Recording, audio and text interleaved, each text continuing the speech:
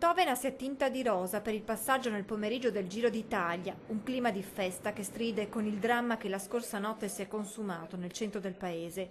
Anche la locanda al Bacaro con gli striscioni rosa era pronta a salutare i ciclisti. Oggi però è tutto chiuso.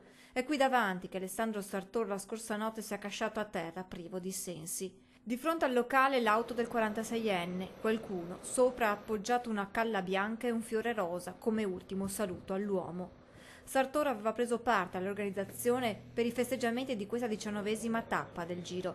Aveva disegnato le biciclette poste lungo il percorso. Oggi, insieme al neosindaco Cristina da Solera, sarebbe dovuto salire al passo San Boldo.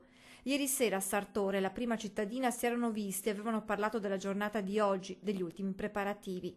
Da Solera è sotto shock, non se la sente di parlare. Ci dice solo che Alessandro era un grande amico, una persona dal cuore immenso, sempre disponibile, pronto ad aiutare gli altri.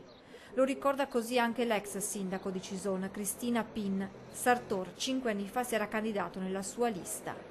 Un ragazzo che tutti vorrebbero come amico, mai una parola in più, mai l'ho sentito alzare la voce, sempre disposto e disponibile con tutti, ancora non mi capacito, ma nessuno di noi si capacita, chi l'ha conosciuto lo rimpiangerà sempre. Sartor, caporeparto in un'azienda della zona, viveva vicino ai genitori a Soler. Nel tempo libero, occasionalmente, aiutava i gestori della locanda al Bacaro. Per loro era come un fratello, ci dicono in paese. Anche ieri sera era nel locale per festeggiare il Giro d'Italia. Uno dei principali organizzatori, proprio perché è anche appassionato di ciclismo, oltretutto l'aveva chiesto più di qualche volta, siamo riusciti comunque con grandi sforzi a portarlo, ma questa festa per noi oggi è una tragedia.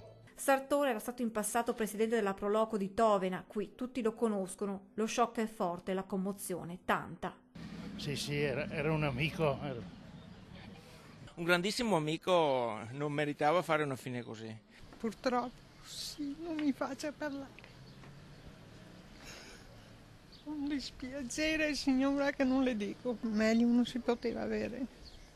Un figlio che tutti vorrebbero così. Tutti faticano a credere che Alessandro non ci sia più, che se ne sia andato in questo modo, cercando forse di sedare una lite.